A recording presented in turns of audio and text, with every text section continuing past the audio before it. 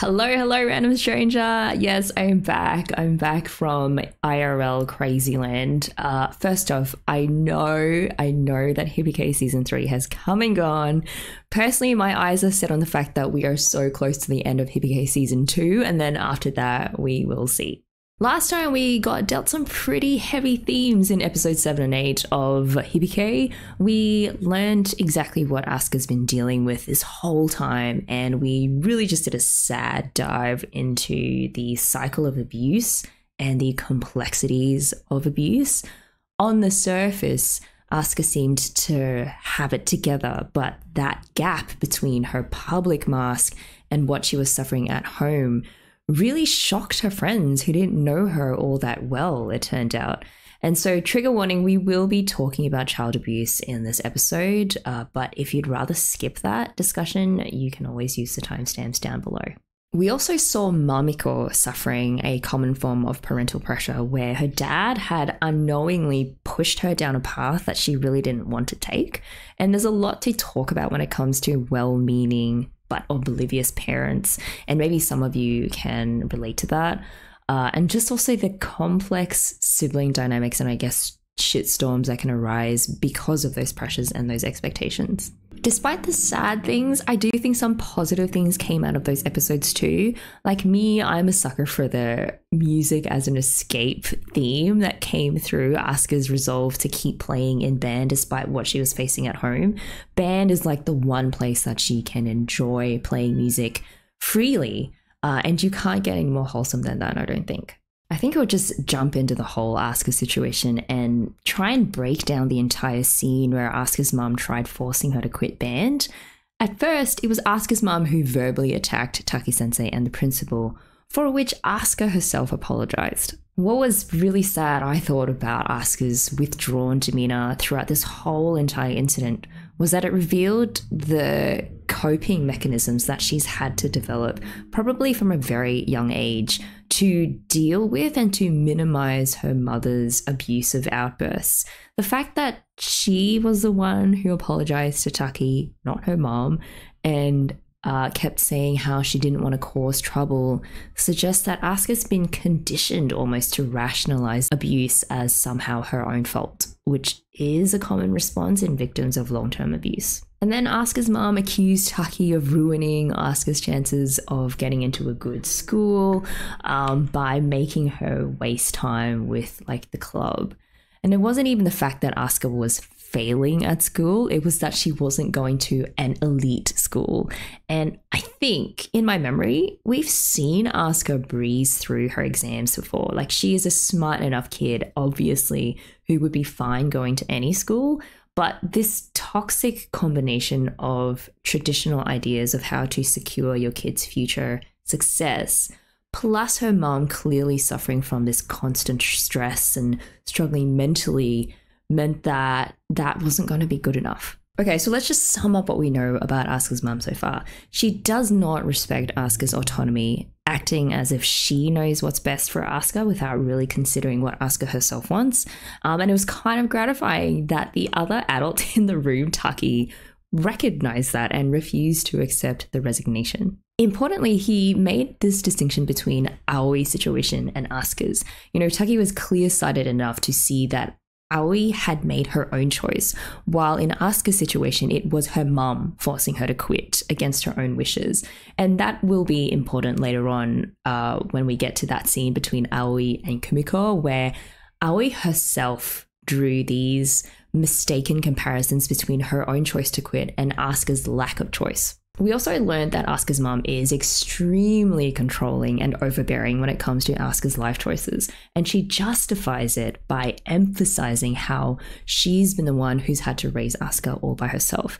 Clearly, that has been incredibly hard on her, and I actually do, to some extent, feel for Asuka's mum. That long-term stress that she's been under all this time was actually really highlighted by those bags under her eyes and her disheveled hair, despite her being sort of well-dressed in these professional clothes. And they were visible signs of someone who has clearly been trying to keep it together for a very long time, just clocking into work every day, putting food on the table, but has been fraying at the edges for that whole time. But while being a struggling single parent is tough, and I think it does deserve our sympathy, and it does provide some context for Asuka's mom's emotional state, it in no way excuses her behavior. You know, it doesn't excuse her verbally berating Asuka and then physically striking her and trying to control her life choices through these threats and manipulative tactics. Nothing, absolutely nothing ever excuses inflicting that kind of trauma onto your child. Which leads to the third thing that we learned about Asuka's mom. You know, she is, without a doubt, an abusive, unstable parent who resorts to physical abuse when Asuka tries to stand up for herself. Things really came to a head when Taki tried convincing Asuka's mom to just relent and told her about how big of a help Asuka's been. And again, there was this tiny corner in the back of my mind that remembered Taki's own personal wishes are really tied into the band doing well at nationals. So there's more than one possible motivation for him to keep digging his heels in to try and keep Asuka in the band. But I do honestly think that at the end of the day, he really just wants what's best for his students, and that he is an empathetic character who really sees how much Asuka is suffering. When it became clear that Taki just wasn't going to budge on this, Asuka's mom then put Asuka on the spot. And it was a horrible, horrible position for Asuka to be forced into. Like wanting to stay in the band, but then not wanting to provoke her mom either. And it was, I think, incredibly brave for Asuka to stand her ground in that moment, knowing how her mom was likely going to react. And also how she was going to act once they got home into the secrecy, like behind closed doors. I can only imagine that Asuka's mom has already pressured Asuka at home and already lashed out at her for not quitting and had dragged her to the principal's office as a last resort, and yet Asuka still stood her ground. So Asuka's mom slapped her, and it was incredibly hard to watch. The way that she framed Asuka as playing music to deliberately make her suffer was just the worst kind of guilt tripping. It's like she framed her kids' very normal, very healthy activity and source of accomplishment as something bad and something that was abnormally selfish for Asuka to want to continue doing. The saddest thing is this kind of abuse has clearly happened many times before. And I think you could see it in the lack of response from Asuka after that slap. The way that her mom immediately apologized and was like, again, I did it again, you know, and it took her a few moments to realize what she'd done. So that whiplash, like going from outright abusive to then very teary and apologetic, is just textbook behavior for how someone perpetuates a cycle of abuse. And the tragic thing in all of this is that Asuka's mom may not recognize that her behavior towards Asuka constitutes abuse. There is like an entire body of research that shows how a lot of abusive parents don't see their own actions as abusive. Instead, they rationalize and they minimize their behavior, or they blame the abuse on external triggers or stress factors. Sometimes also abusive parents have been victims of abuse themselves, and then they just go on to normalize abusive parenting patterns. I actually feel like we should just kind of stop here for a moment and dig into some actual research on how a cycle of abuse tends to work, either so that we can recognize it in our own lives or in the lives of the people around us. I just think that it can't hurt to be more aware. Obviously, I'm not a psychologist, so I'm just learning along with you guys. But this is an article that I found from Psych Central, which does cite a couple of studies in case you wanted to check out the source material yourself. And it breaks down the cycle of abuse in a relationship into 4 stages. Although it's important to remember that the stages may not happen in that same order, or they may not happen at all. Abuse looks very different in each individual case. Okay, so generally stage 1 is tension building, where the abuser starts displaying signs of abuse and behaviors that slowly increase in intensity and frequency. So that includes things like emotional outbursts, irritability, impatience, shortness of temper. And as that tension rises, the victim might feel increasingly anxious and act in certain ways to try and ease the abuser's tension. And I feel like we saw signs of that in how Asuka held herself in during that ordeal. For example, the way that she gripped her arm was like she was just holding her emotions in and tolerating the situation, like she's so used to walking on eggshells around her mom. Stage 2 is when an abusive incident occurs. So at some point, the tension built from stage 1, it just breaks, which leads to one or more abusive incidences. And those can include intimidation, threats of violence, gaslighting, and humiliation. And we really did see that tension break when the verbal abuse escalated into physical abuse when Asuka got slapped. Stage 3 is reconciliation. So after the abusive incident happens, the abuser might just turn around and try to make amends and say sorry for what they did. They apologize, which is what Asuka's mom did, like immediately, or they might shower the victim with affection and promise that they'll never do it again. And they can appear genuinely ashamed over the behavior. And because the victim often cares about their abuser or is in a very close relationship with them, just like Asuka and her mom, they might be inclined to believe their abuser and give them another chance. And then the last stage is calm. The abuser starts shifting from being apologetic to like excusing or minimizing or justifying their behavior. So they might say things like, I'm sorry, but it was because of so-and-so, or if this didn't happen, I wouldn't have gotten that angry, or they start gaslighting the other person. For example, it really wasn't that big of a deal. And then after a while, the tension starts building and the cycle of abuse starts over again. And while we don't see the continuation of that cycle explicitly play out on screen, I do feel like Asuka's mom's rapid shift from hitting Asuka to then tearful apologies to then continuing to force Asuka to quit band later on in the episode suggests that this continued abusive cycle did in fact occur. I did appreciate this comment from Inappropriate Slave Owner that called out my go-to assumption that Asuka might have had a deadbeat dad who was either absent or abusive themselves. And they wrote, interesting how you immediately assume the dad is a deadbeat and the mom tried to raise her well, even though we literally see her physically abusing her daughter. So I think we already covered that just because a parent thinks that they're doing the best for their child doesn't then mean that they actually are. And that's really what I meant, that it's common for abusive parents like Asuka's mom to not even realize that they're being abusive. But with a deadbeat dad theory, it was actually fascinating to go back and identify the reasons for why my mind landed on that first, even though there are absolutely other equally valid scenarios. And I realized it was because I was picking up on these potential signs of trauma bonding in Asuka's behavior.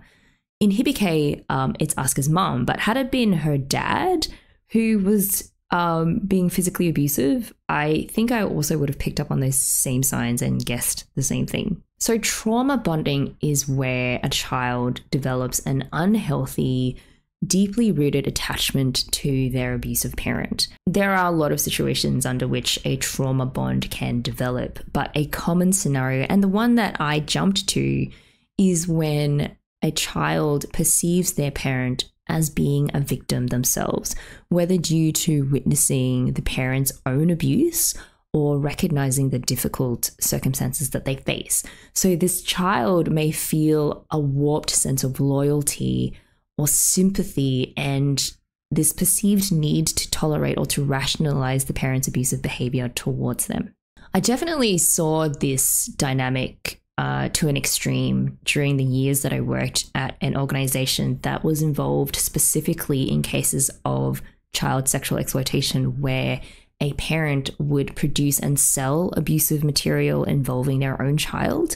In some cases, the child didn't want their parent to get into trouble or be prosecuted because they viewed their parent as a victim themselves, either a victim of intimate partner violence, which was sometimes the case where the perpetrator was the mother, or a victim of financial hardship where the kid thought that their parent was just doing the best that they could. It's like the absolute most awful situation to have to deal with and be in. Often it's the single parent who is the kid's only source of care and affection. So trauma bonding takes place amidst just a very ugly, very guilt-ridden, complex emotional minefield where the child still loves their parent while not recognizing that what has been done to them was absolutely abuse. In families with single mothers where children are abused, a key contributing factor, but again, not the only factor,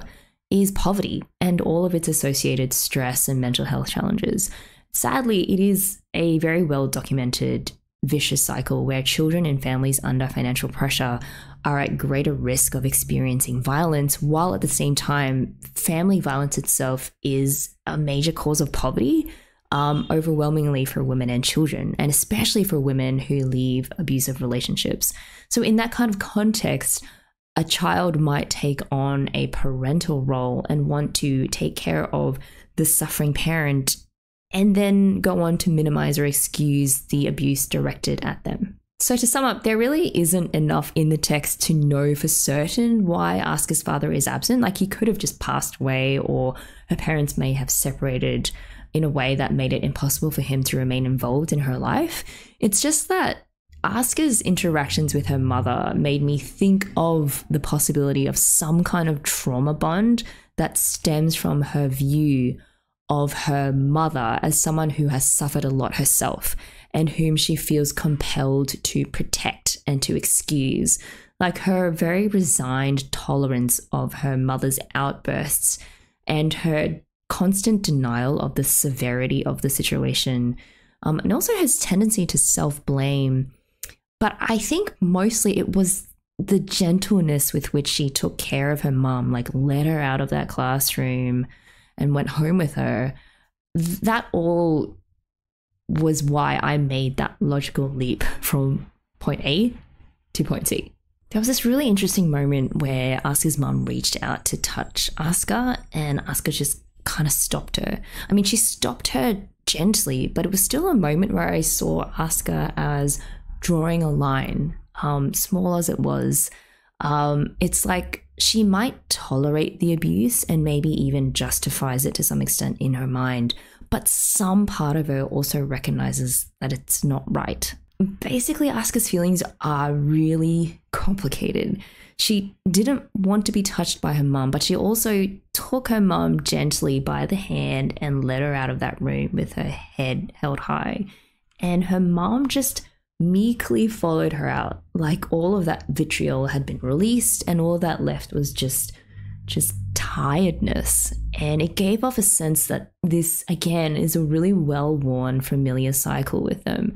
And it struck me how, despite being stuck in this awful home situation, Asuka is still to some degree fighting for some semblance of agency for herself. Another question I had as I watched this scene was like, what is the responsibility of Taki-sensei and also the principal after having witnessed that kind of abuse? Like, do they have an obligation to report it?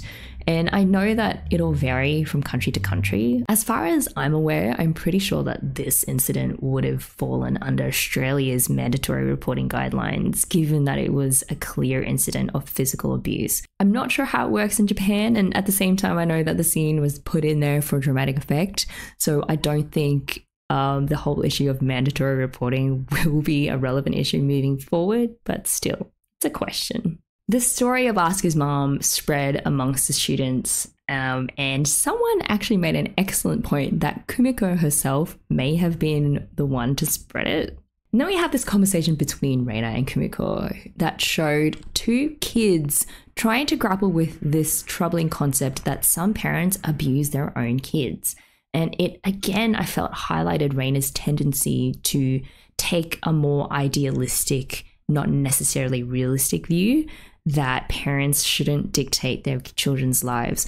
And while that is true, it also reflects a certain naivete on her part, because Reina hasn't had to confront the reality of an abusive parent like Asuka's. To be fair, you know, when you're in high school, a lot of life's realities haven't hit and sunk in yet, which could explain why Reina often makes these just very sweeping, unqualified statements about life and how things should or shouldn't be in a certain way. Reina and Kumiko were also trying to wrap their heads around the complexities of Asuka's character. Is she staying in the band despite her difficulties because she really loves playing in it? But didn't she also say before that she doesn't particularly care about the band as long as she gets to play her euphonium? I mean, couldn't she just pursue music on her own without the complications of the band? And wouldn't that solve the problem of her mum? On the other hand, she's also shown that she really deeply cares about the band's success. Personally, I don't think there's been any contradictions in Asuka's behavior at all. Maybe the school band is the only outlet Asuka has to pursue her passion for playing the youth, since she's likely not allowed to practice at home at all.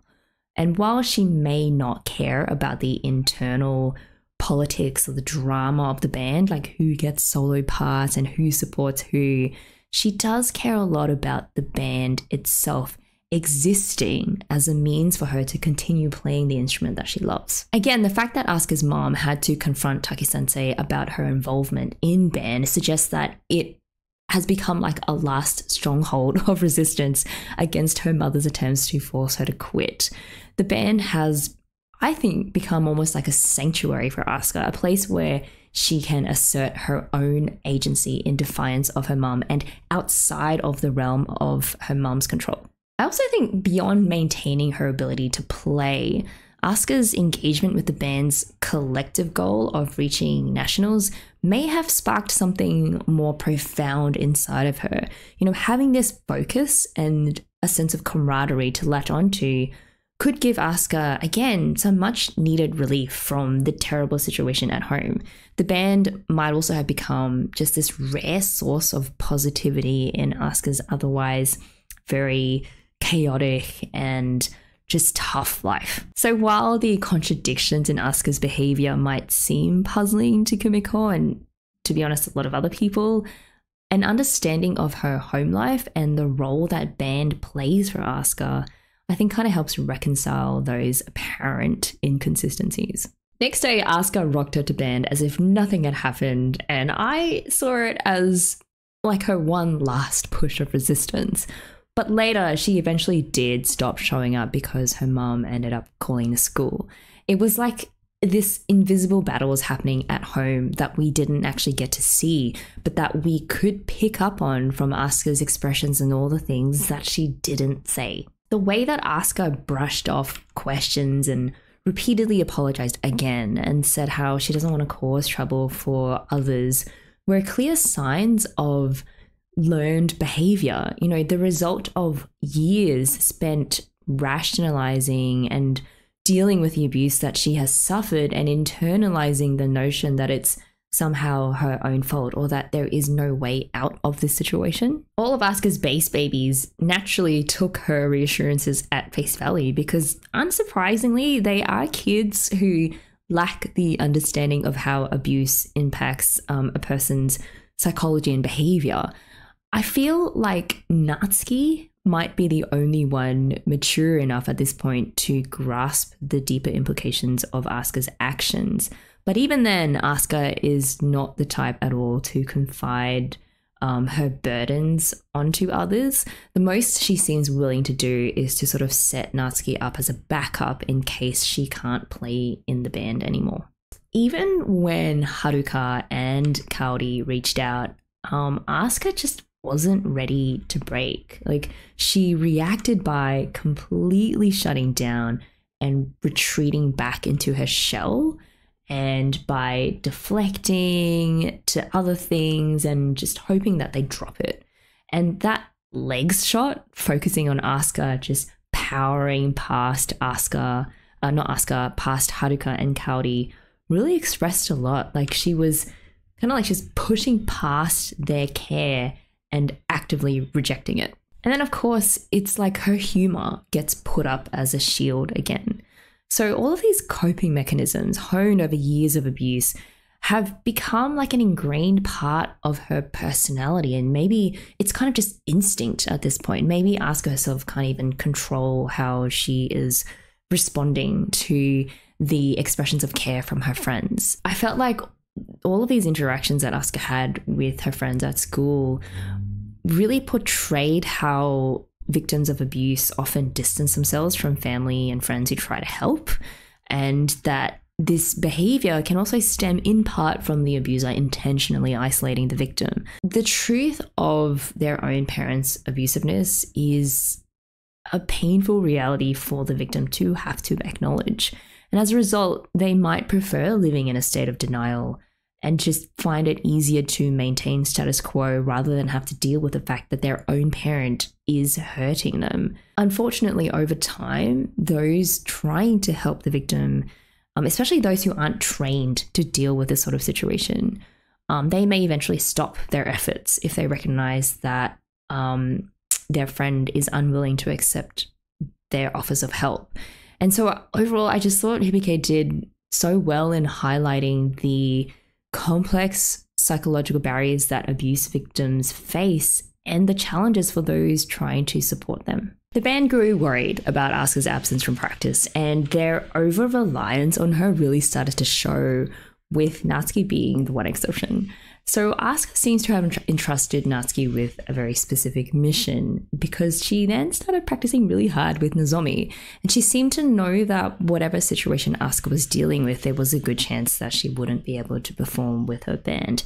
Natsuki once again showing why she is the MVP. This whole situation raised for me an intriguing contradiction, that while Asuka appeared aloof and indifferent about the goings-on in the band, her behind-the-scenes contributions had actually made the band heavily reliant on her charisma and her presence.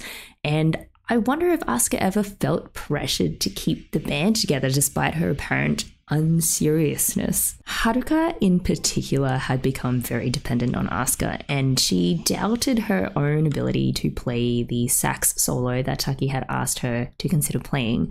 But when she discovered Asuka's sheet music and realized that Asuka couldn't even take her music home, she finally understood just how big of a challenge Asuka was facing. That despite Asuka's obvious talent, her determination and her strength as a person, you know, all the factors that made her seem special and in control, her mother's opposition and her abusive family situation were obstacles that even someone as kick-ass and seemingly, solid as Asuka probably couldn't overcome. And that was the kick in the butt that Haruka needed to realize that even though Asuka is special in her own way, in another sense, she isn't. You know, she is not indestructible or immune to challenges. But Haruka and the band had projected onto Asuka that image of being indestructible and this force that kept the group going and motivated, which is why the second Asuka disappeared, their confidence took a huge hit. Kudos to Hoffetel for this excellent observation. So they wrote, notice who once again confronts Taki directly about a rumor. It's Yuko. In season 1, it was when there were rumors about Taki and Reina's relationship. This time it's about the rumors surrounding Asuka's resignation. Essentially, Yuko has not really changed, but you have to appreciate how she doesn't appreciate rumors. She seeks the truth straight from the horse's mouth. She is really one of those types who you'll hate if she is your enemy, but you'll love her as an ally. Also, in both cases, who tries to rein in Yuko? It's Natsuki, her wife, of course. Indeed, it was once again Yuko who was just brazen enough to say what everyone else was probably thinking but was too scared to say out loud. So I love her more and more with each episode. The important thing though here was that Taki tried to get across that Asuka's absence should not matter to the rest of the band. Not that it shouldn't matter in that they don't care about her, but that they should be able to stand on their own and not rely on just one person for their confidence and their success. It is up to each and every one of them to pull their own weight. Before we get into Haruka's kick-ass speech, I do love that Kaori supported her girl by shutting down that trombone guy, albeit very politely and with a very sweet smile. In this moment of vulnerability, Haruka basically, she aired out all of the dirty laundry, including acknowledging out loud what she and the others in the band had thought, that Asuka should have been president instead of her.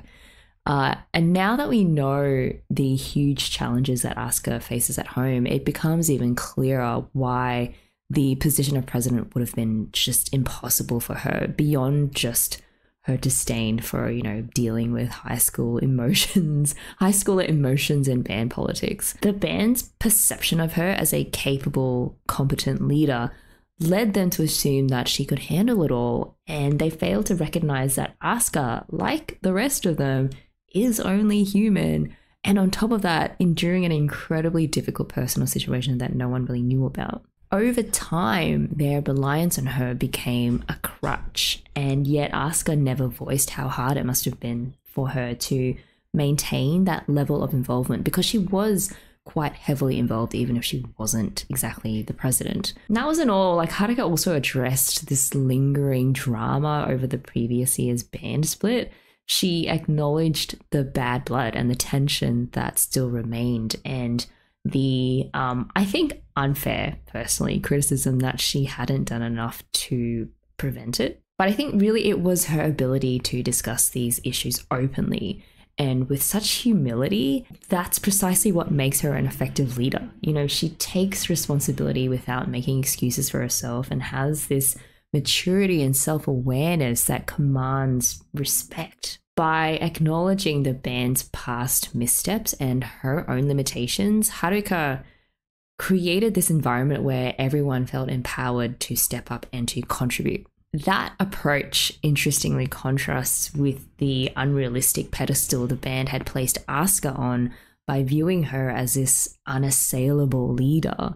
I think Haruka's more humble, transparent approach allows the band to move forward collectively together rather than remaining overly dependent on a single idealized member. So her leadership style may ultimately prove more effective in the long run as the group sort of learns to share the burden and to work together as a cohesive unit. The moment Yuko was like, "Why are you even asking us this? Of course we're all gonna help," speaking on behalf of the band as if she was their born spokesperson, was again just classic Yuko, and it reminded me of the moment that she climbed on top of Mizore and yelled at her for thinking that she hung out with her out of pity. And it's that sort of unabashed display of loyalty that makes Yuko so great, even though sometimes it can backfire and hurt people, like when her loyalty led her to go off at Reina on Kaori's behalf. But hey, there's always going to be two edges to a sharp sword, right? And then, of course, you had Natsuki just coming in and ending that scene by breaking the tension in just the most perfect way and in the best way that she knows how, by playfully shaming Yuko with the truth. And I love all of these characters, like Haruka, Yuko, Natsuki. They all just shine in their own ways while still somehow remaining very human and very, very relatable. And that has to be one of the strongest aspects of HBK. Overall, the continued trajectory of Haruka building her confidence as a leader is kind of really inspiring. She wasn't even intimidated by the other high school, just showing real poise and self-assurance that definitely wasn't there at the start of this series. I also love her very nuanced relationship with Asuka. So while Asuka may still refuse to be emotionally vulnerable in front of anyone, really, including Haruka, Haruka at least seems to understand the reasons behind Asuka's guardedness and supports her by continuing to acknowledge her crucial role in the band. And the fact also, as a side note, the fact that Asuka made the effort to show up despite probably still being very limited in her ability to attend practice was yet another sign of her own determination to fight, to stay involved and included in the band. And in all honesty, she probably had to sneak out or something to make this appearance. Or I don't know, maybe her mom is probably out most of the day at work. So maybe she has a bit more leeway on that. But yes, seeing this sort of friendship, it kind of makes my heart grow 2 sizes. Because even as Asuka continues to maintain her emotional distance, Haruka's empathy and acceptance of her allows Haruka to provide the encouragement that Asuka needs without really pressuring her to be more vulnerable than she's ready for. I absolutely loved their train station performance, especially when they all stood up to play. It was max nerdy. And as someone from a classical string orchestra background, where to do that would have been unthinkable, which kind of really sucks. I really appreciate seeing bands actually move and have fun during a piece. The look that Haruka gave Asuka before stepping up to do her solo, and the assurance that Asuka sent her, it was like, oh man. And then she just killed it. Haruka just killed it on stage, and I loved that arc for her. Just the peak Haruka badass arc. Okay, episode 8. Episode 8 dived much deeper into Kumiko's fraught relationship with Mamiko and her inability to understand why her sister was being so combative with her parents.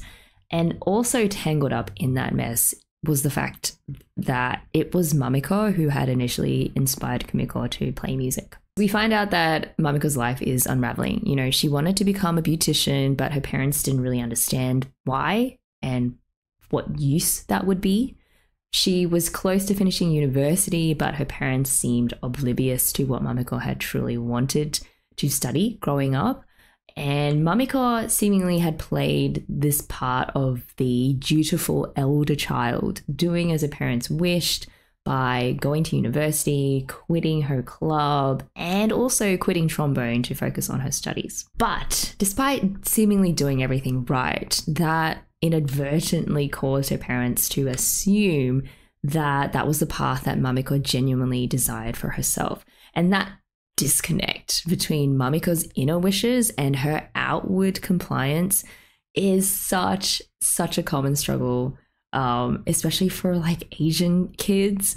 She was definitely a kid who felt compelled to suppress her own dreams in order to meet her parents' expectations. The thing with parents is that they often don't realize they're pressuring their kids, even though they really are. They may think that they're giving you valuable like guidance and these reality checks that are ultimately good for you, but then they fail to recognize that the choices their children make are ultimately influenced by the very expression of those opinions. You know, speaking from my experience of immigrant Asian parents, if your chosen career path doesn't fit their idea of what will give you the most stable, the most rewarding future, they will often express very negative reactions, but they won't see it as pressure, even when it totally is. They'll just think, I'm telling you what I think, but ultimately it's your choice, but I'm giving you these very, very bad vibes, so really you should do what I am telling you to do.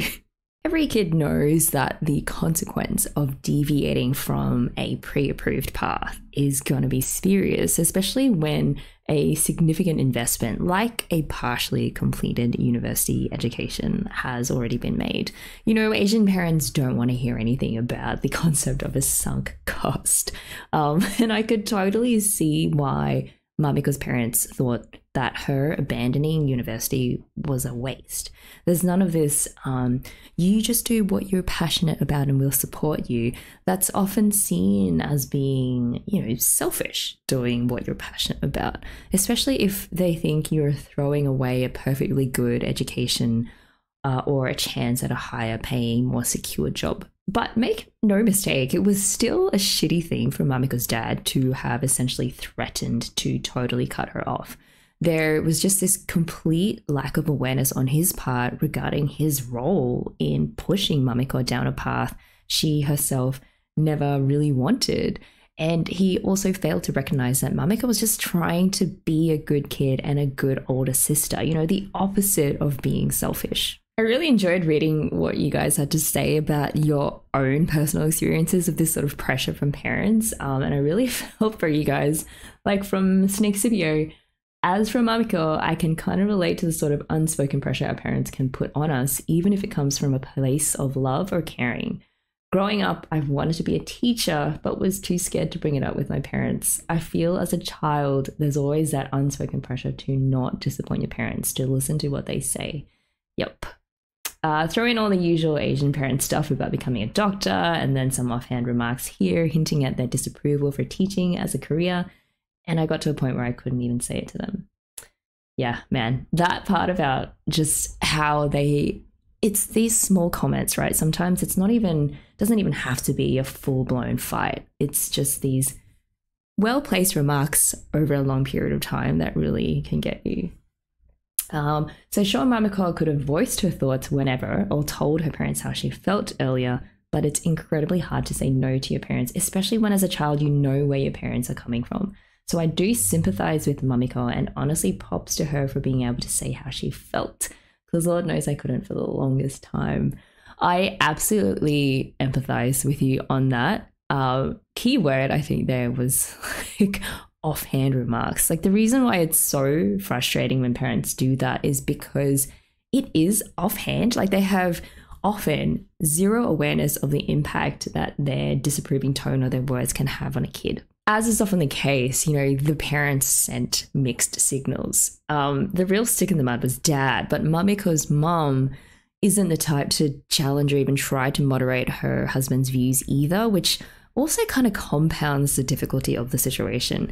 This whole scene was a mirror to how a complex interplay of parental expectations and a kid's desire to please can lead to these sorts of emotional and psychological challenges, especially when families don't have a habit of open communication. It was really cute seeing Kumiko idolizing Mamiko, which made it all the more sad when Mamiko took her frustrations out on her.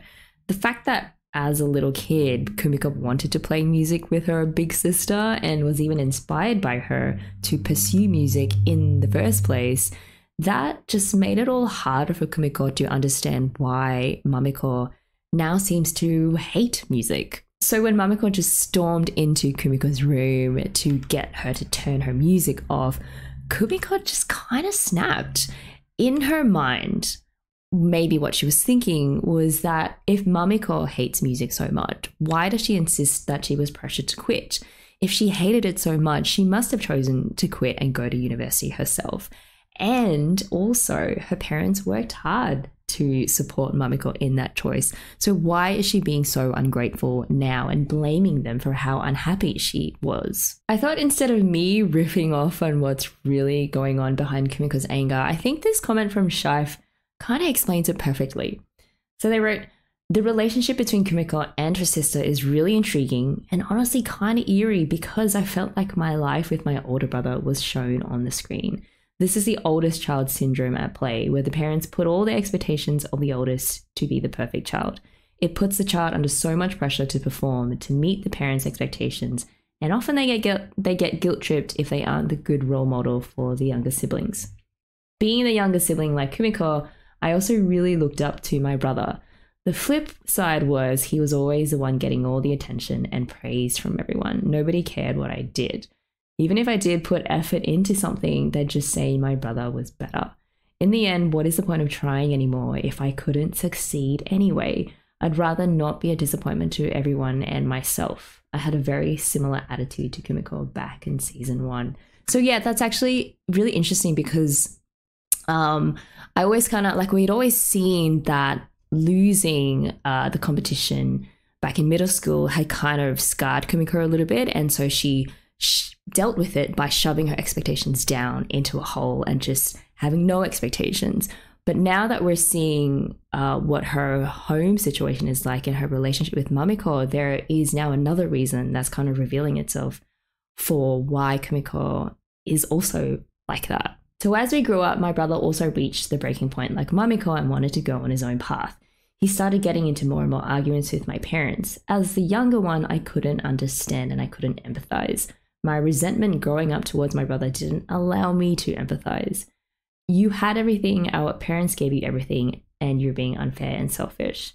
Because there's no way you'd understand how I feel really hit the sore spot. It wasn't until I was older that I understood how it actually negatively affected both of us. I don't think my parents were malicious, but that makes it even more hurtful. When someone says something harmful to upset you, you know their words have intentions. But in most cases, parents aren't even aware their words hurt you, which makes it worse since they say it as if they genuinely believe it to be true. Unfortunately, these have long-lasting consequences on a child growing up. First of all, that would have sucked. Like, honestly, for both you and your brother. Like, again, it's a similar theme. It's those offhand remarks that can really cut. And I think you pinpointed some really important things about the family dynamic and the disconnect and the conflict that can fester when parents unknowingly and unevenly impose certain expectations on their kids. There's more than one.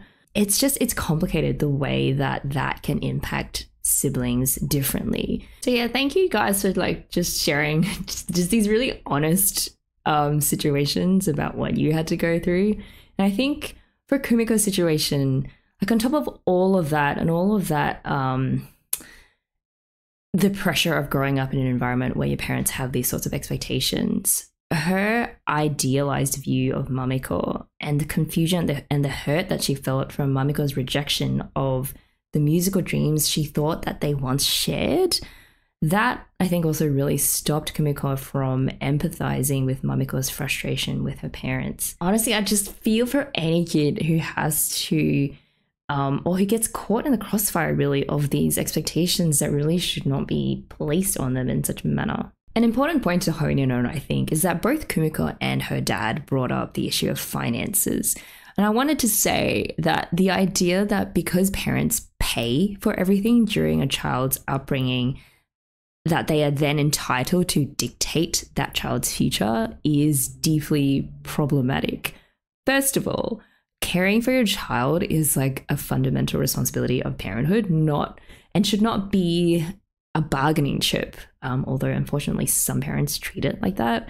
Also, a child is ultimately their own person. You know, there should be space for them to explore and make their own choices.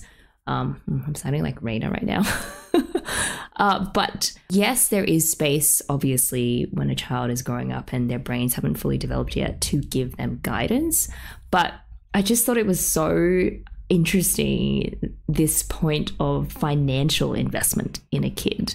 You know, this idea that the dollars that you put into a child automatically grants someone the right to override that kid's personal goals and aspirations is not an idea that I think should gain anyone's support. There is room for a kid to be grateful for what their parents have done for them, but ultimately it is their happiness and fulfillment that should be the priority, not the parents' predetermined vision of what success looks like for them. I really liked that it was Shuichi who inadvertently reminded Mamiko that Kumiko had started playing music because of her.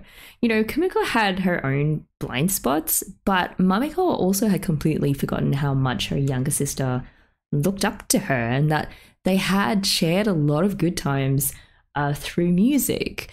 So sometimes you just really need someone who is outside of that relationship and not all entangled up in that tension to give you a fresh perspective or to remind you of the good times in the past. So with that newfound perspective, it does seem like Mamiko and Kumiko are on the path to reconciliation and just mutual understanding and not crossing over each other's wires because of the things that their parents did. So well done, Shuichi. Speaking of people that Kumiko looks up to, Kumiko's relationship with Asuka has always been so intriguing to me. Like, why does Asuka seem to be more comfortable with Kumiko relative to other people? And I think maybe Asuka just likes that Kumiko doesn't swing to any one extreme or rush to judge someone right away. Yes, she is a bit of a busybody and a gossip and has a tendency to stick her nose into everyone else's business, but she does have an openness to engage with Asuka's complexities without immediately trying to figure her out. She kind of just takes Asuka as she is and like rolls her eyes whenever Asuka goes into one of her whimsical moods. Everyone else has one of two reactions to Asuka. They either don't get her and are therefore a little bit intimidated by her, or if they're closer like Haruka or Kaori, they want to get her to open up to them, which again itself isn't a bad thing. It's just that Asuka isn't yet ready for that. Whereas Kumiko occupies this unique space. She banters with Asuka, she sighs exasperatedly at her, but she doesn't ever demand for Asuka to confide in her. And that lack of any expectations for what Asuka should be or how Asuka should act might ironically allow Asuka to feel safe enough to let Kumiko get closer, which is absolutely fascinating. From Kumiko's perspective, Asuka occupies a similar position to Mamiko. You know, she's someone who she looks up to, who's also being forced by a parent to abandon something that they love. Asuka is also someone who can shoot Kumiko down. You know, it totally was not a coincidence that Asuka said almost exactly the same thing, that line about sewing Kumiko's mouth shut. The mystery remains as to why Asuka suddenly invited Kumiko over to her house. My guess, either Asuka's going to forcibly adopt Kumiko or she's going to murder her. Like, there's no in between. She made it clear to her that her mum wouldn't be home until later. So I don't blame Kumiko for the fear that was written just all over her face at this invitation. Okay, this exchange between Aoi and Kumiko, it painted Aoi in such a sinister light. It started off innocently enough, you know, with some very surface level catching up. But because Kumiko was still scared of the idea of going to Asuka's house, she kind of brought it up with Aoi. It was odd how Aoi seemed to imply that Asuka had chosen to fight with her mum, as if Asuka was in control of that situation. Like, oh, I thought that she'd see getting into those sorts of arguments as beneath her. But Asuka didn't choose to have an emotionally unstable and abusive parent. Her mom forcing her to quit band was a symptom of the underlying problem of parental abuse and just habitual gaslighting. What Aoi seemed relieved or happy about was knowing that even someone as seemingly put together as Asuka has their own struggles, and is unable to prevent this quitting band, you know. And while it's true that Asuka is human and has problems of her own, it was like disconcerting how Aoi took comfort in that fact. Like, instead of showing sympathy and recognizing the abusive nature of Asuka's relationship with her mom, Aoi used Asuka's situation to rationalize her own decision to quit the band, despite their situations being completely different. And the way that Aoi twisted the narrative to serve her own interests kind of also sent a chill up my arm. Like, so I'm totally there with Kumiko, who was like, that was a little bit weird and cold.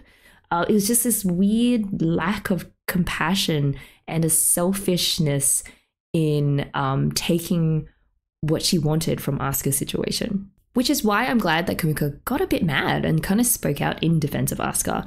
And while I don't think Asuka would care one bit about what Aoi, of all people, thought, it was still nice to see Kumiko immediately recognize the difference between Aoi and Asuka's situation, just like Taki did. So Aoi's decision, though still difficult, ultimately came down to her own priorities of study over band.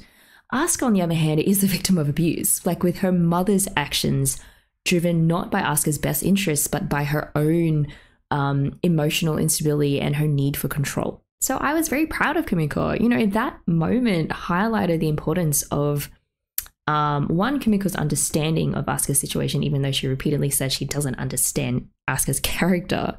And also, two, the importance of having allies who can see beyond the surface and who will support their friends who are trapped in these very complex, traumatic family dynamics. Finally, just on a musical note, like, we were given yet another insightful perspective from Hashimoto, one that I actually wholeheartedly agree with, and that is that as soon as you lose sight of the core original purpose of you playing music, which really should be to get enjoyment out of the art form itself, it can bleed through in your playing. Like if you harbor a passionless goal and if you're playing just to win a couple of medals, it often results in passionless music. Ironically, it's like if you focus on winning too much, you might find yourself further away from that very goal.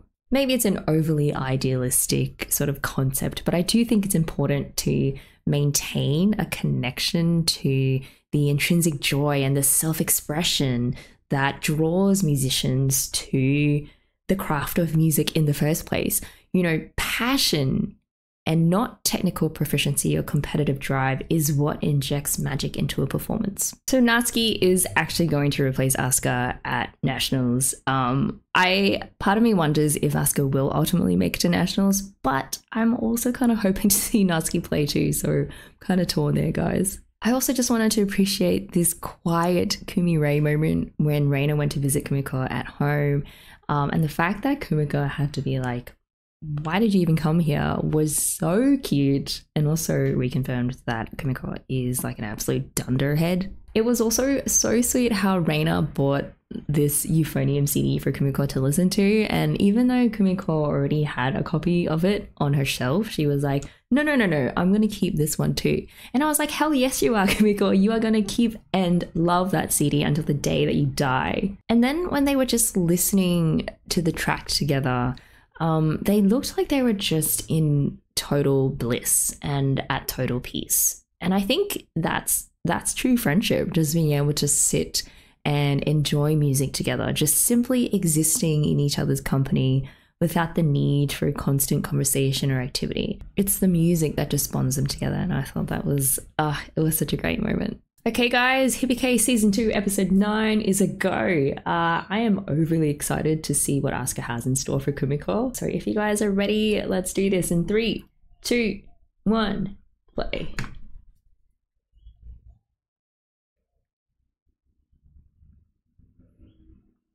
And Natsuki takes center stage. Can't they just both play?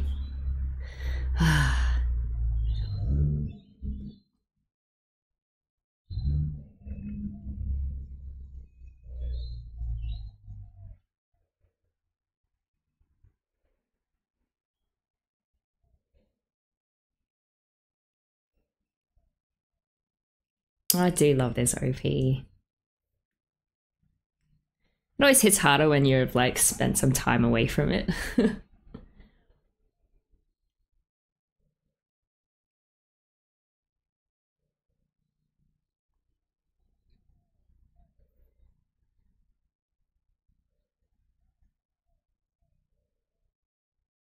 It's such an empowering song, just reading like the English translation for the lyrics.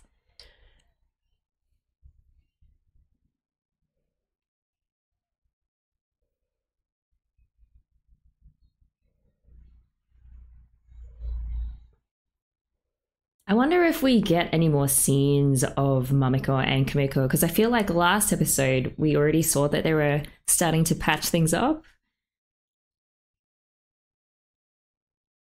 I know there's more of that Taki, like Taki's background gonna come into the picture, it seems, just from that shot of the four of them walking down in the high school. So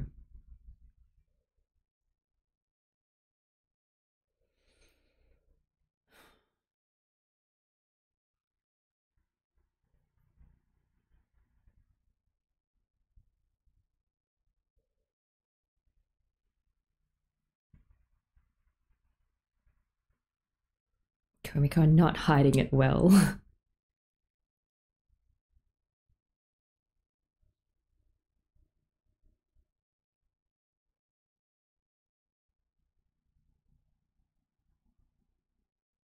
Natsuki being someone that Asuka trusts relatively more compared to other people, it seems, as well.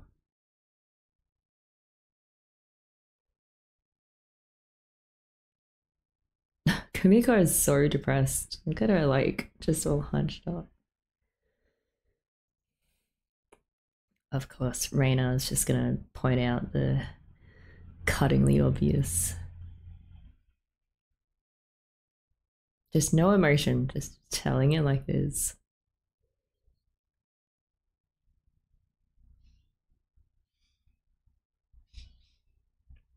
But yeah, Raina just it's so funny how what she says is mostly true, but it also doesn't take into account underlying emotional complexities.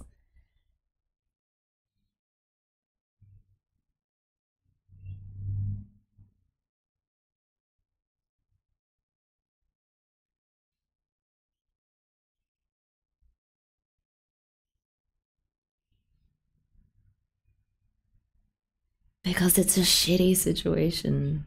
Like, there's no reason Asuka should have to quit. It's just unreasonable, parent.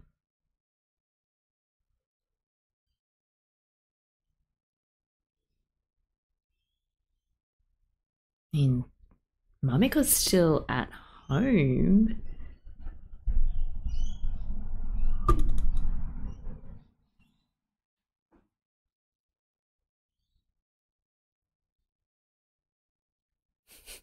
She's like, I'm not letting you take my part without me schooling you on how to do it right.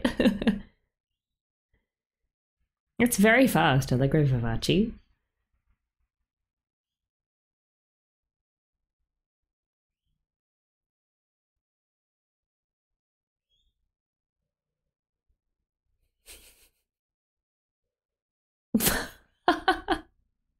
Cowdy is down bad for Asuka.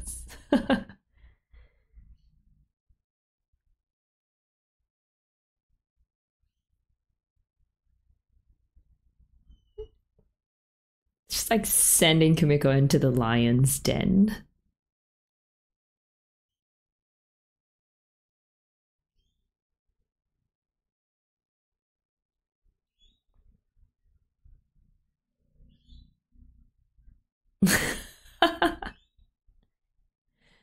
Oh man. I wonder how many times Cowdy has encountered Asuka's mum before. And I wonder if Asuka's mum is actually fine when her friends are around, obviously, because she doesn't want them to see the abusiveness that goes on normally.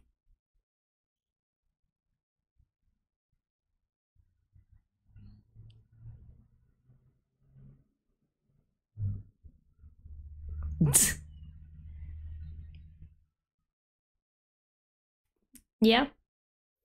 She does have a connection to people. That's true. Natty is way evolved to care about that. Yeah. Oh god, Natsuki, why are you so good? We don't deserve you.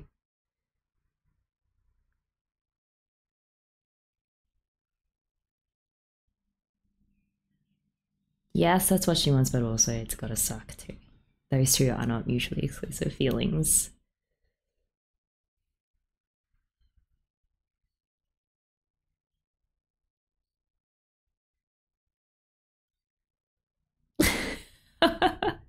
Kumiko's like, what am I now? The conduit? The Asuka whisperer?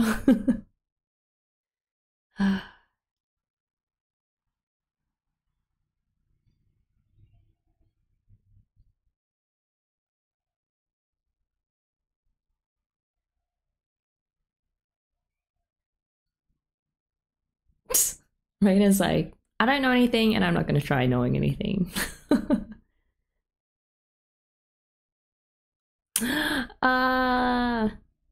Raina. Oh my god. Why are they doing this?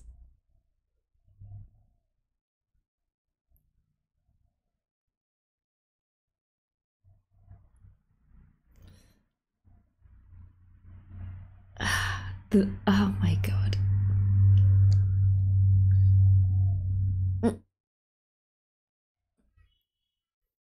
It's okay, Raina's smiling.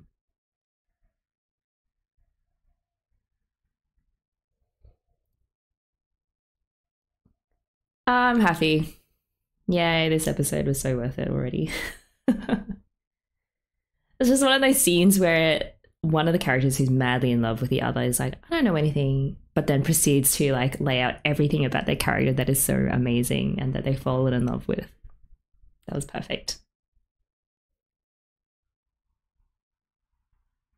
Also, that is a bit creepy, Raina, just creeping over your conductor like that.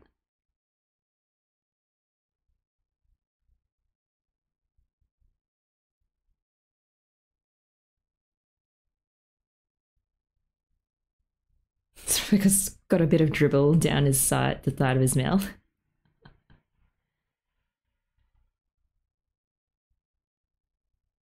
Raina, just keep it in, girl.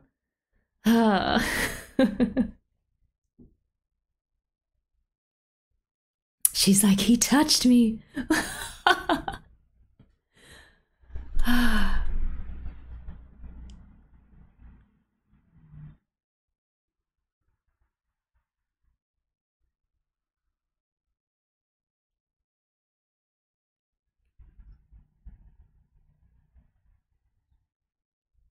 Oh,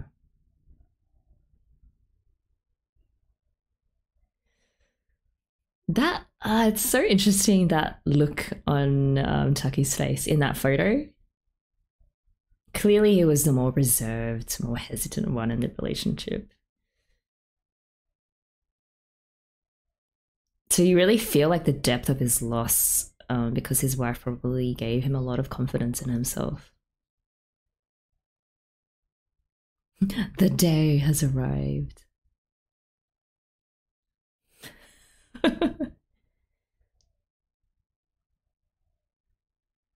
She's like, how do I prevent myself from being devoured? I don't know. I think Asuka's just going to make her a nice cup of tea and it's going to be very tame.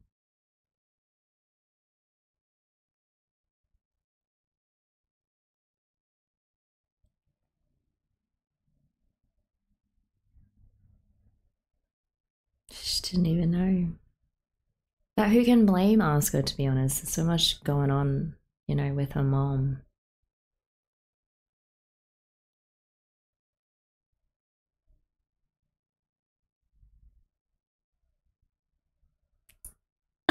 It's like Kimiko's just walking slightly behind Asuka, just like so she can keep an eye on her.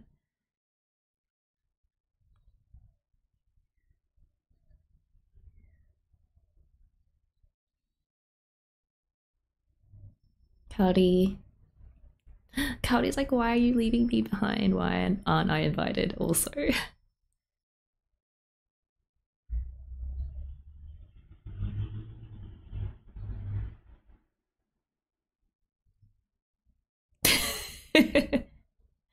Kumiko in her mind is like, yes, thank God.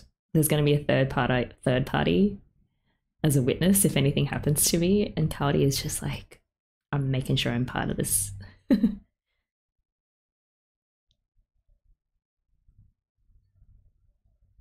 Oh no.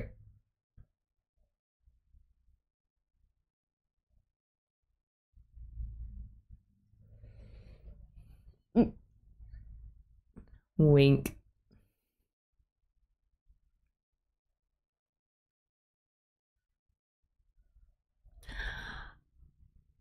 Asuka is so lucky. That was an interesting focus shot on some thighs. I don't know. Interesting.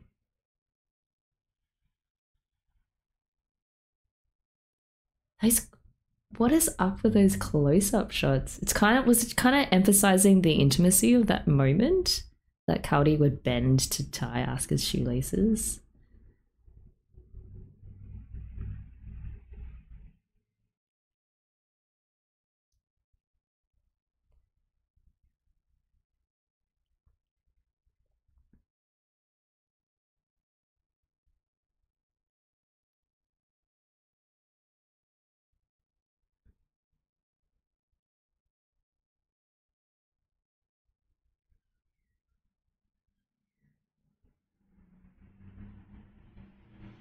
It seems like a very sparse kind of home.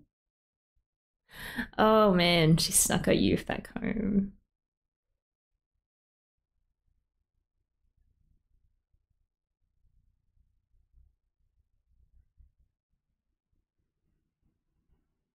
But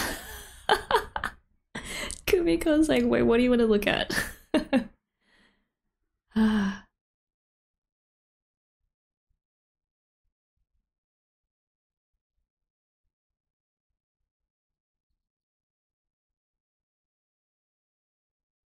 It's critiquing her, like, oh, her maths, not the music.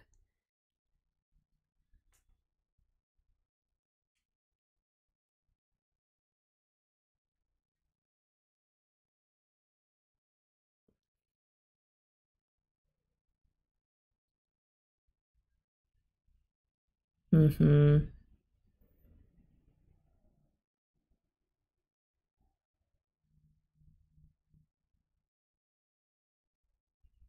Mm.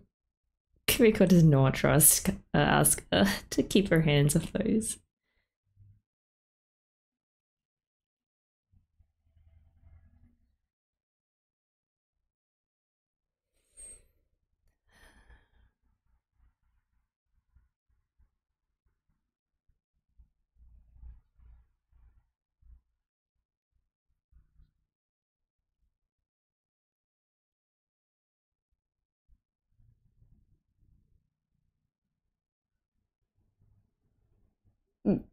The drama in her voice.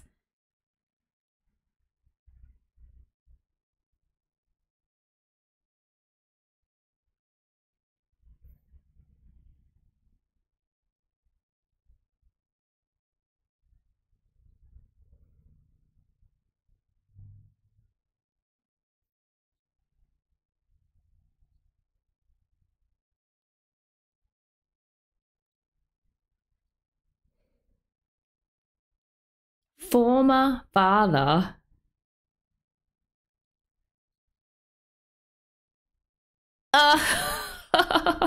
Just casually dropped that bomb.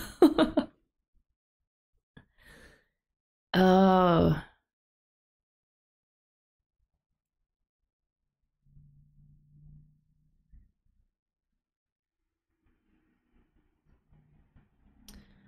Hmm.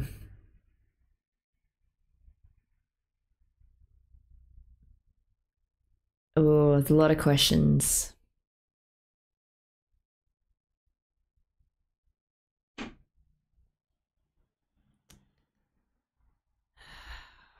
I mean, that adds an additional layer of why her mom wants her to quit band so badly. It's just a leftover hurt from the relationship that she had with a youth player. Yeah, there we go. The indebtedness that a kid feels to their parent. Oh, Kumiko. Kumiko. Just dropping a truth bomb.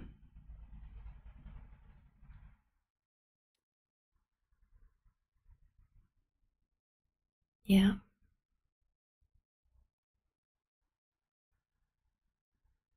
Oh man, I so get that.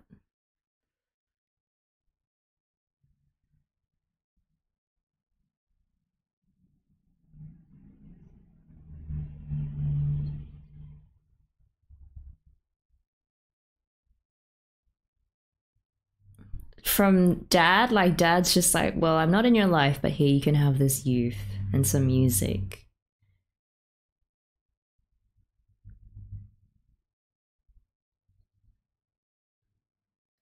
Did her mom support her learning though? I can't imagine she would have.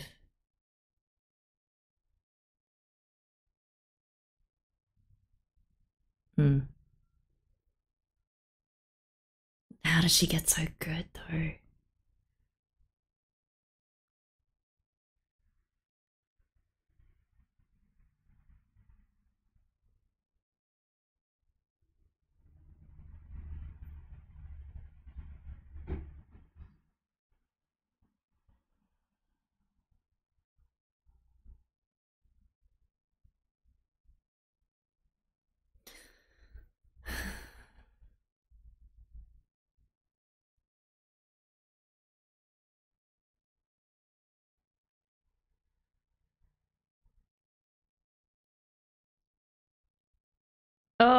is one of the judges?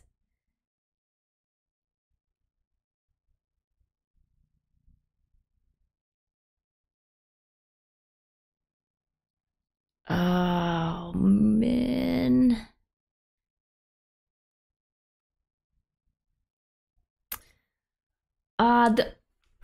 This just puts a whole spin on everything that Asuka's done up until this point.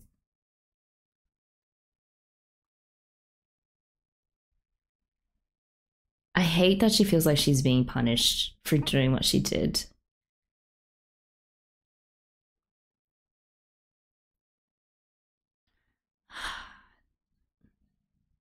Yeah, tell her, Kumiko.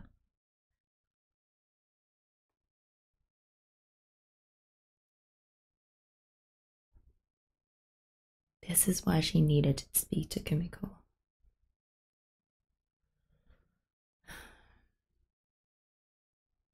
He's so distant from her that she calls him Shindo-san.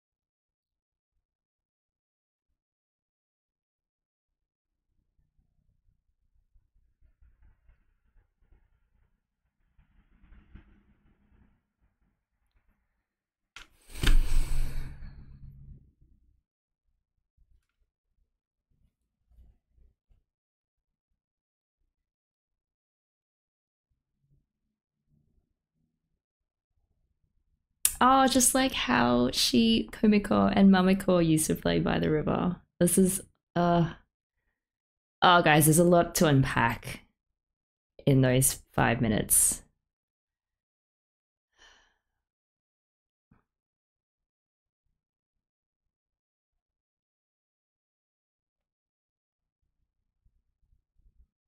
Mm.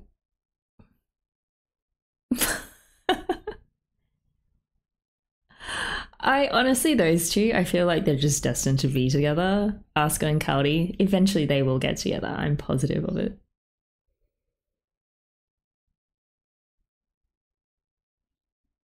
Yes, please.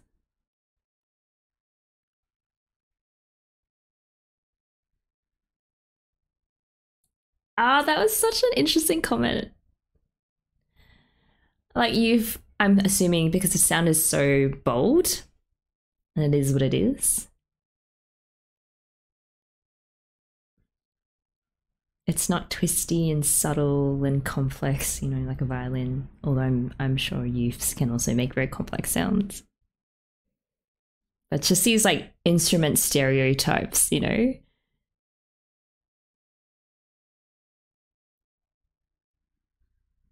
Ah, Kumiko, you did so well. And you didn't even have to do anything except be yourself.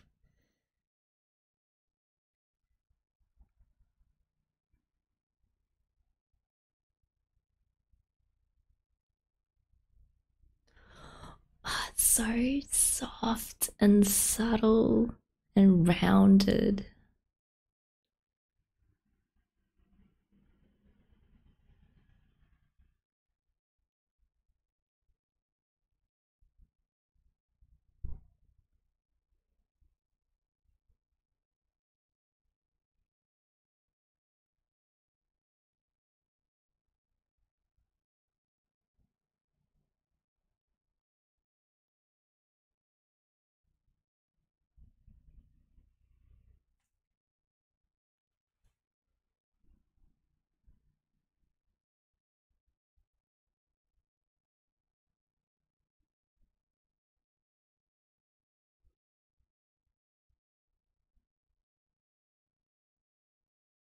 Cat likes it.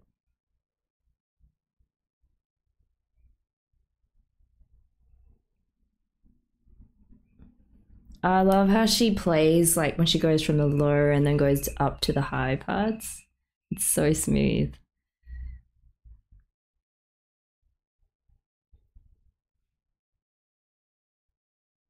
And there's very nice soft vibrato endings.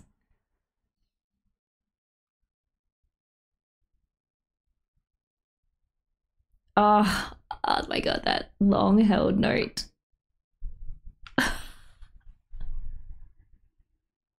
Asuka plays, I mean, whoever is playing Asuka's part, it's so emotional. They're able to put so much emotion into that soft melody.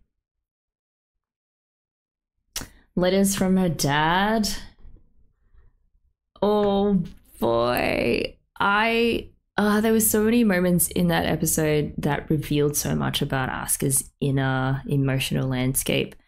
But the moment that hit me the hardest was when Asuka was telling Kumiko that the piece that she'd overheard her play in that field was actually a piece by her former dad. Just like a weird term of expression, but it kind of makes sense.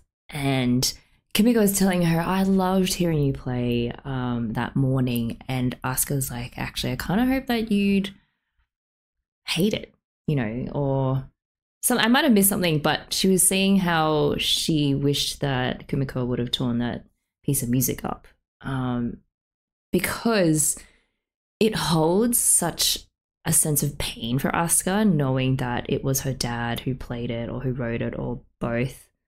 And it's a real thing that music, despite you loving it, can become so tainted if it becomes associated with someone or something that causes you great pain and hurt. And I think that was the case with Asuka, and even just extending the pain that she feels from that piece into her entire euphonium playing. You know, an instrument, or spending so long with an instrument, and knowing that your father, who you no longer have contact with or who left when you're just a very, very young child, that can do such damage to the joy that you feel for an instrument or for the music that you play. And I think this is why Kumiko is such an open, honest, wholesome character, despite her many other flaws.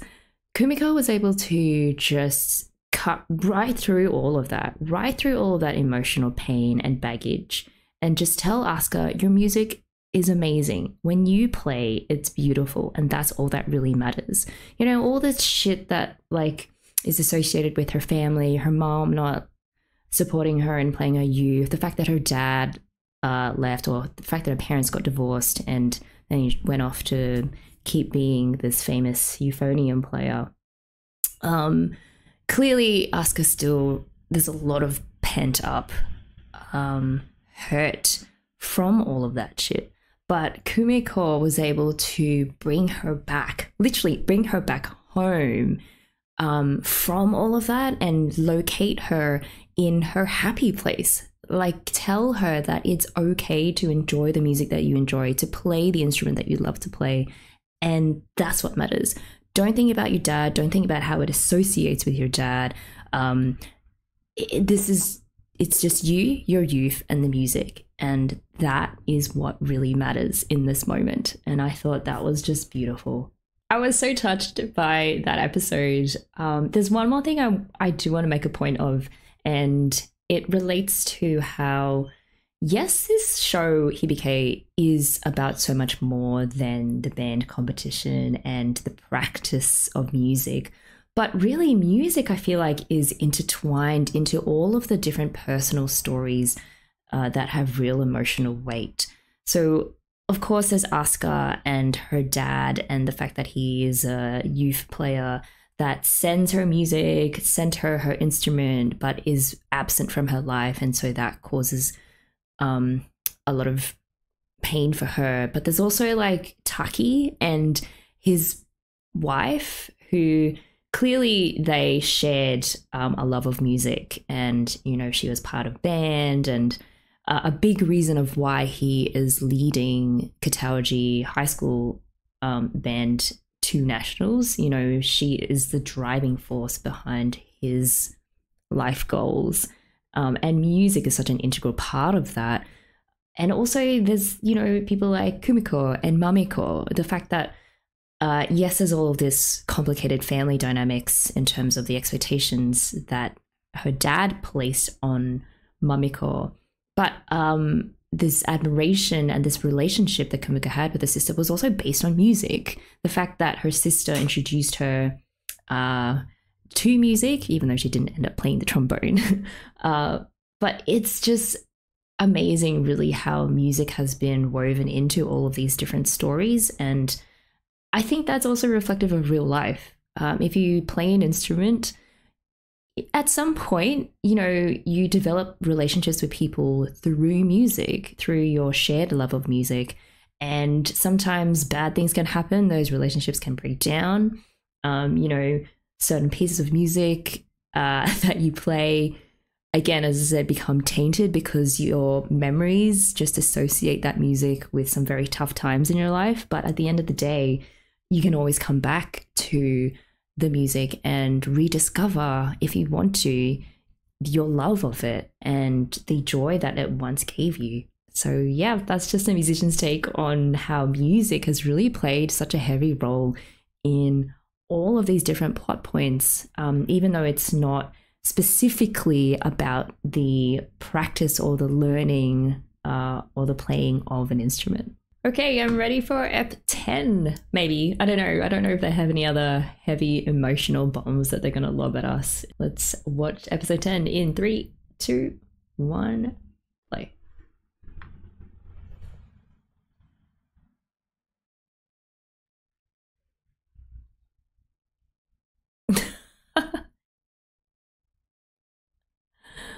Oh man, I love their relationship.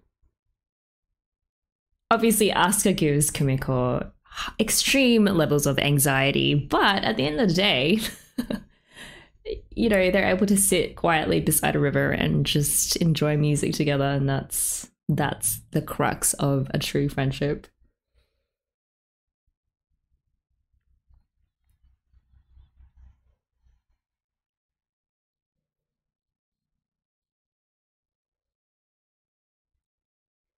I wonder how we find out more about Taki's former relationship with his wife, because it's not like he's going to confide in any of the students. Obviously, that would be totally inappropriate. And we don't really see him have relationships with other adults in this show. So it's really just through things like shots of old photos and the sadness in his eyes that we've gotten um, you know, Tucky's backstory, and also just things that, you know, people like Raina know, but even she doesn't know the full of it, the full story of it. That's why it was so weird when we got Tucky's backstory through Hashimoto talking to Kumiko and Reina. Like, that was just so. And I'm like, well, how else could they have gotten that story out, you know?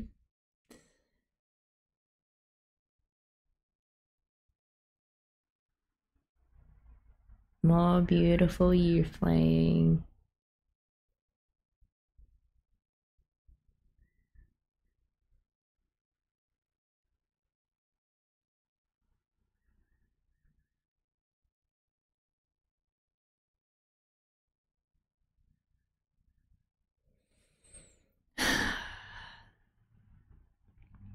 This idea that it's karma for her not making it to nationals at this stage, that was sad.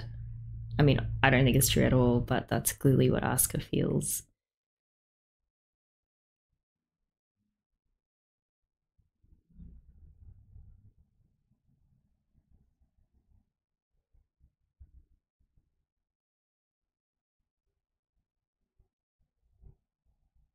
And it has to be frustrating for Kumiko because it's not like she can just whack Asuka over the head and be like, just stop feeling like the way you're feeling, you know? It's these things take really long time to work through. Everyone's like, I want the tea.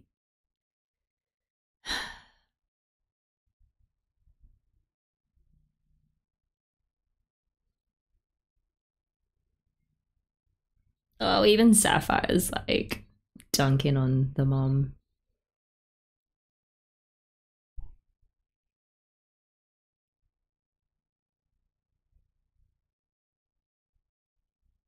Goto, stop making so much sense. Stop being such an old dad type.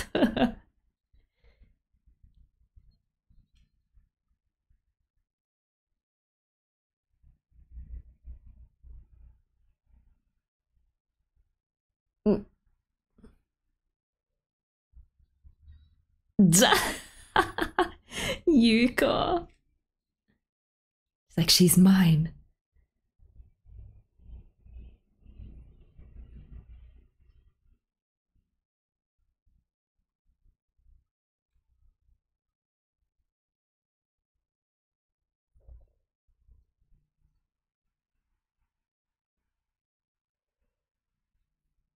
Cowdy is just so loyal. She's doing everything in her power to make sure Asuka gets to play, including tying her shoelaces.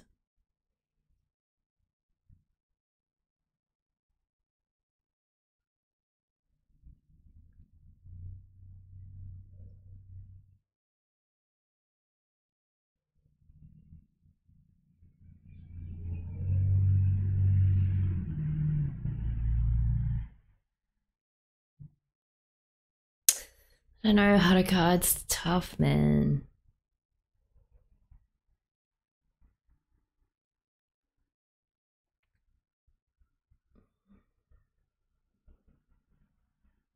At least Haruka is admitting this, but also it's unrealistic, an unrealistic expectation to have of Asuka.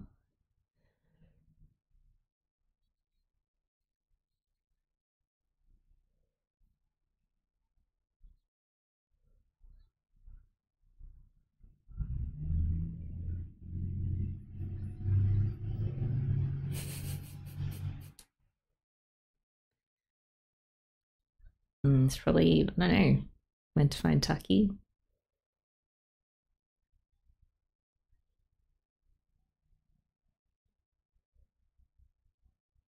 Oh no, what's happening with Reina?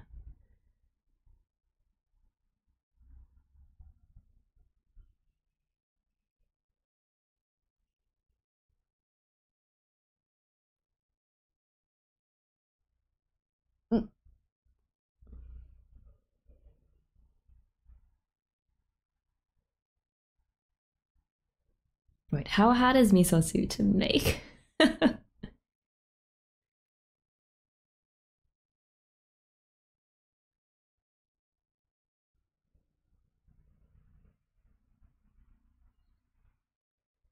Oh, Kamiko, I'm so rude. At least she's always honest.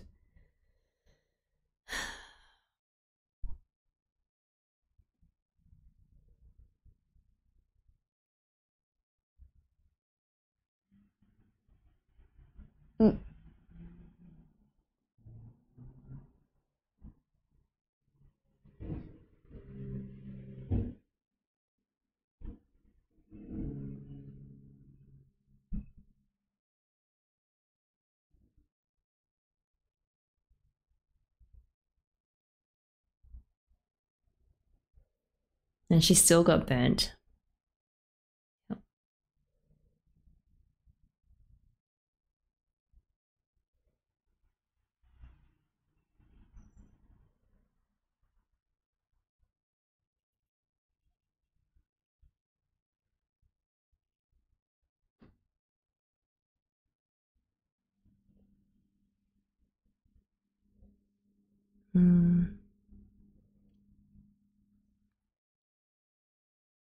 It, unfortunately, all those expectations almost always fall on the older child.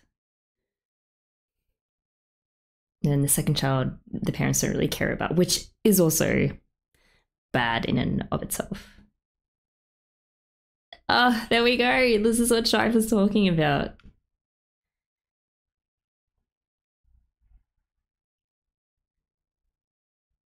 Just two different perspectives from the younger and the older sibling, and the grass is always greener on the other side. But thank God they're finally talking to each other.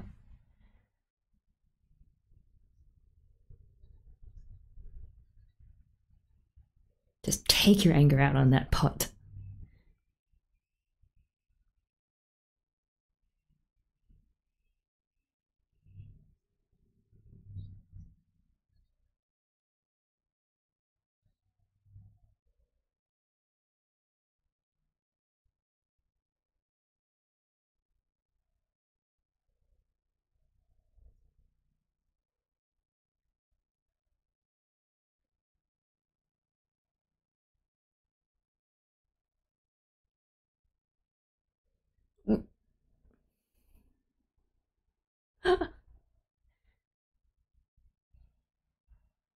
Ah, my God, what a sibling like conversation.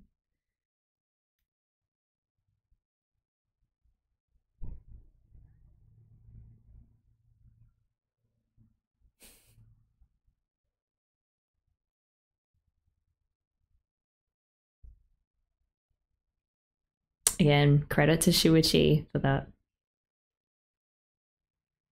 Oh no.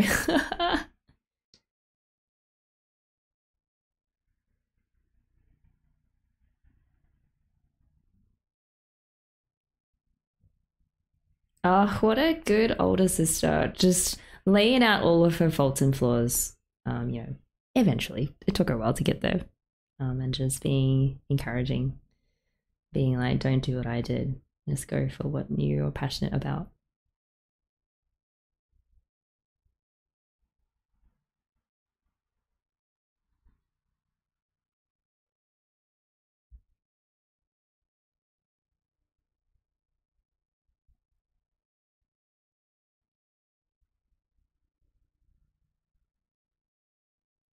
Again, very typical dad behavior, just sitting there reading the paper as if nothing's happening.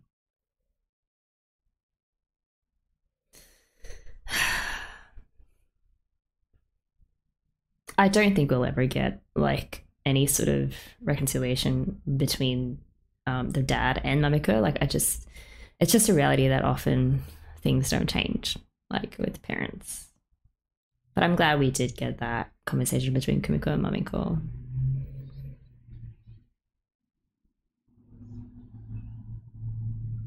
Is she thinking about how complicated her sister is, kind of like someone else that she knows?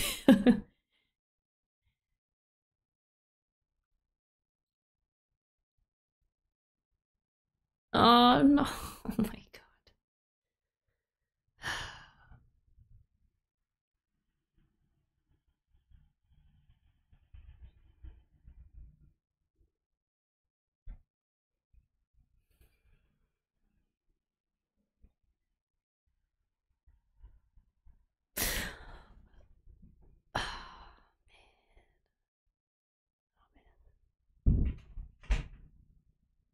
Ah, that got me.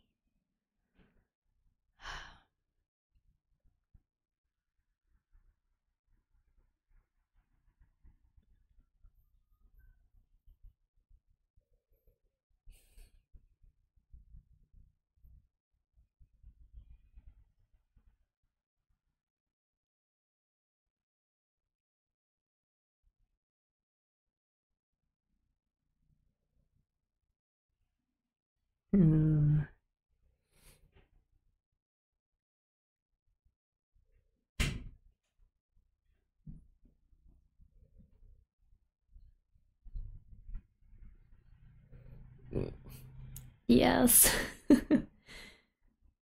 Natsuki's too good.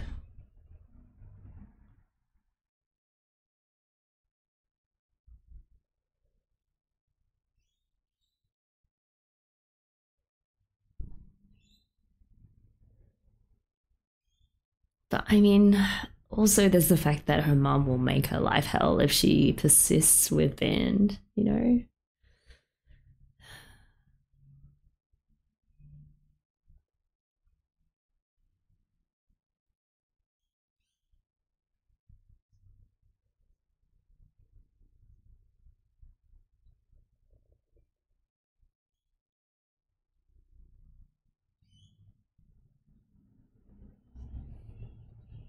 Mm.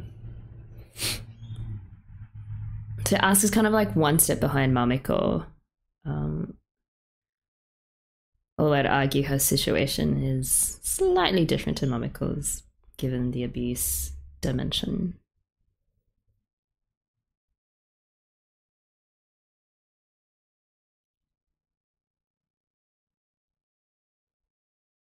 It's like, I'm too mad to eat. I need to fix this. Oh god. Oh, well, I don't know about this, Kimiko.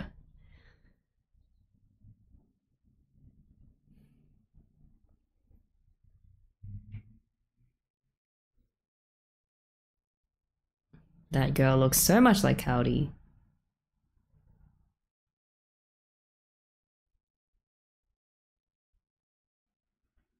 It's like feeding a child. Here, have some candy. uh,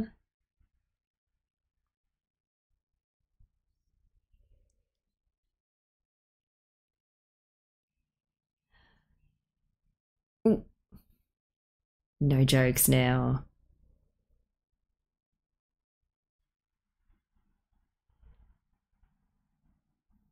She is literally going to try and force this. Yeah. Like to Kimiko, everything is a nail, and she just goes at it like a hammer. Sometimes it works, sometimes I don't know.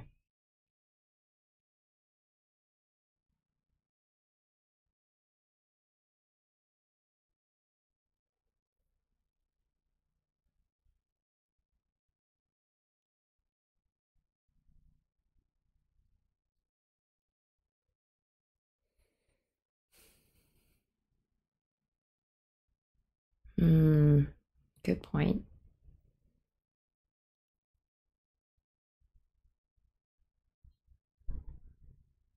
Me.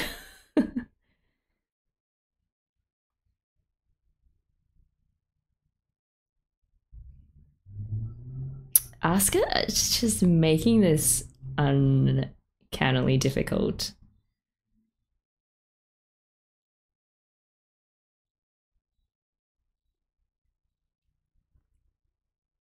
Mm. This is Asuka in full blown defense mode. It's kind of tempering her expectations as well. Like the more excuses she comes up with, maybe the better she feels about not fighting to play in nationals.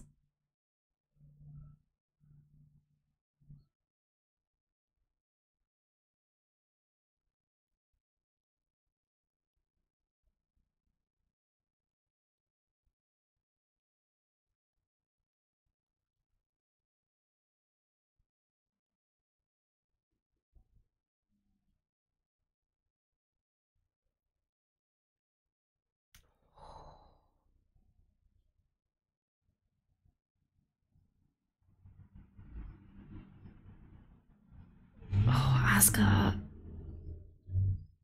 Asuka's. I don't know. It feels like she's being a little bit cruel. She's calling Kumiko out for not going the whole way. Like, she really lost that battle.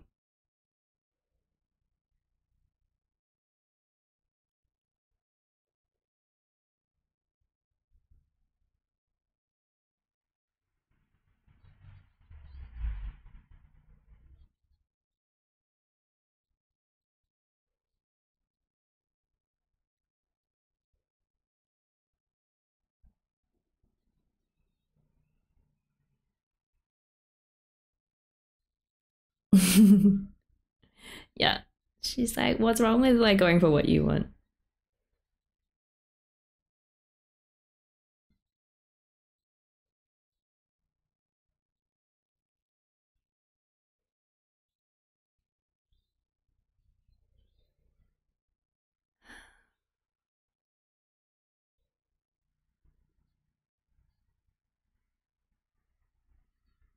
Okay, she's getting through. She's getting through.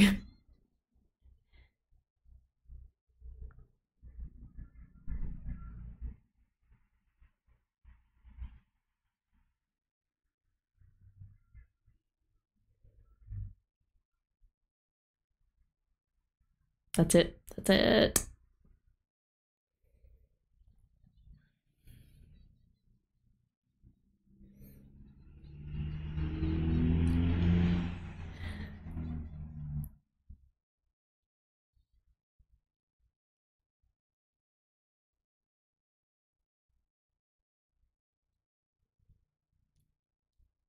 Asuka.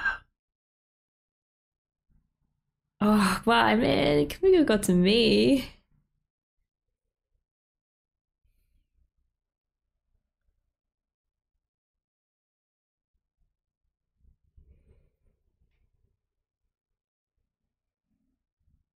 No. Oh my god. Oh, there it is. Yep.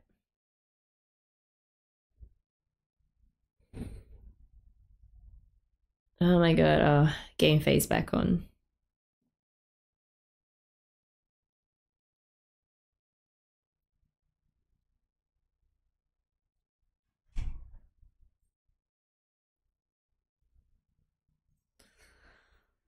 Oh man. That was heavy.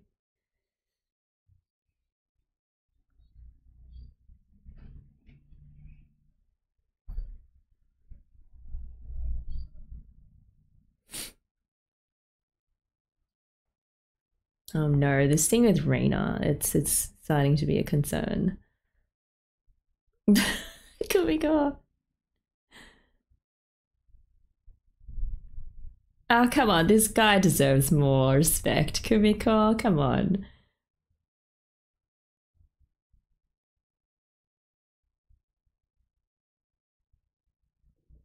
It's alright, Shuichi.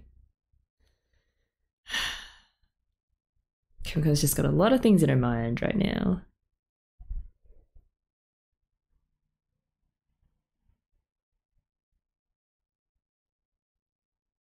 She gonna be back? She's gonna be back, isn't she?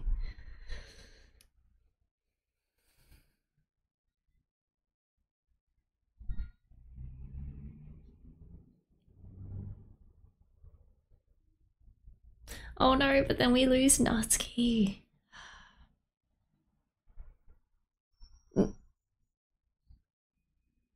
Yes, of course she didn't tell Kumiko. Just prolong the torture as long as possible.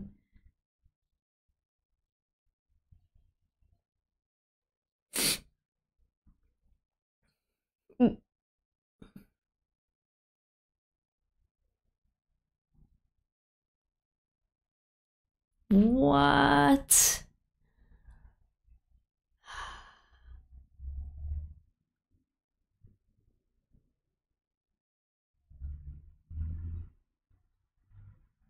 Oh my god, I'm gonna cry. Hmm.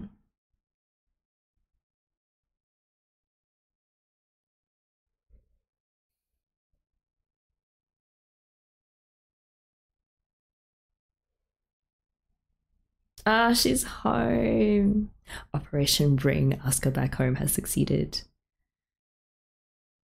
And now Operation What the Heck is Wrong with Reina commences. Oh man.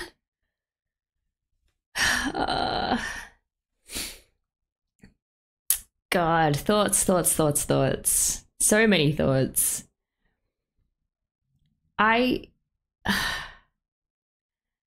I thought that the reason why I love Hibike so much is how real they are with portraying the inherent tension between idealism and practicality. You know, in both Mamiko and Asuka's cases, there was always that choice that they had to make between, do I fold to the practical realities of the expectations that have been placed on me and the barriers that have been put in my way from really going for what I want, versus being like, I don't want to be the responsible adult who has to make choices to fit into everyone else's desires for me, and I'm just going to go and be selfish and do what I want to do. You know, that there always seems to be that choice that once you hit a certain age, you have to make. With Asuka's specific situation, obviously her mom had already made things incredibly difficult for her. This burden of her home situation obviously has been just wearing away at Asuka over all these years. And so I honestly don't blame her for, quote unquote, not trying harder to be allowed to go to nationals. I just think the easier option was to just go along with her mom's wishes. But also, Kumiko was able to draw out the point that you are just a child, or her words were, you're just a regular high school student. You know, you shouldn't have to make these choices between, do I follow the wishes of a parent who has placed all of these unrealistic expectations on me or unfair expectations on me, versus doing what you want. And Kumiko, of course, is in the camp of, well, you should just do what you want.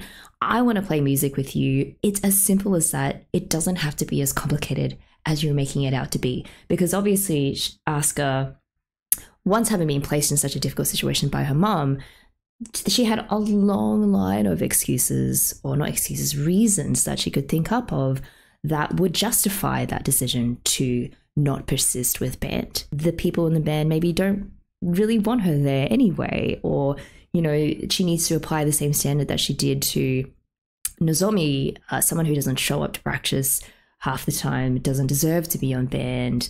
Just all of these excuses that Asuka thought up of that seemed to further justify why, you know, it was okay for her to walk away. Kumiko just didn't allow her to go down that path. And to be honest, there was a moment there where I was like, man, like Kaori, Kumiko, Haruka, they're all really pushing Asuka to dig her heels in harder. And I commend that on the one hand, because, you know, they're really just looking out for her and they know that deep down she really wants to play. But on the other hand, part of me was also like, but guys, this is such a tough situation. Maybe she deserves a lot more empathy in terms of the situation she's dealing with at home. In the end, you know what? Asuka still had to make, what was it, like top 30 nationally to be allowed to play. So I wonder, in the situation where Asuka hadn't achieved that incredible result, whether it would have just gone the other way, you know, without that weapon in her back pocket to take to her mom, like without Asuka being able to say, look, I've done everything you wanted. I've achieved this outstanding result. There's no possible reason why you shouldn't allow me to go to nationals now. Without that, I don't think Asuka would have made it. And so it's one thing to be like, yes, you need, because you love music and we all want to play with you and, you know, it's going to be great and this is all that matters. You're just a regular kid. You deserve this. That's all well and good. But Asuka still had to do the responsible thing and get the results so that her mom would relent. And I feel like that's just so real. This show is all about presenting the inspirational and the aspirational and how music gives you joy, but also doesn't shy away from presenting the hard realities of life that can get in the way of pursuing that to the full. Those are the forefront of my thoughts so far. I know that I'm going to get a million more when I go back and really hone in on the dialogue that occurred in these two episodes. I am really looking forward to seeing what you guys thought about the development of Asuka's storyline and how Kumiko plays such a huge role in dragging Asuka back, like literally dragging her back to band, and how everyone just placed their trust in her. It worked in the end, but I still feel like, man, it could have shaken out either way. And like I said, you know, Asuka had to do a lot of hard work behind the scenes to convince her mom, none of which we actually saw on screen. I feel like maybe the confrontation between Taki and Asuka's mom is probably the only time where we'll see Asuka's mom on screen and in action. And I feel like it was very deliberately planned out that way by Hibike's writers, because on the one hand, maybe having scenes with Asuka and her mom fighting it out it would have really laid down a lot of heavy reality on the show that maybe they kind of just want us to imply from Asuka's reactions to her friend's efforts to bring her back to band. Thank you guys for being so patient with me on this series. As we've seen, adulting can be hard, but I am looking forward to finishing this season off. Let me know your thoughts in the comments, and I will see you next time for the next 2 episodes.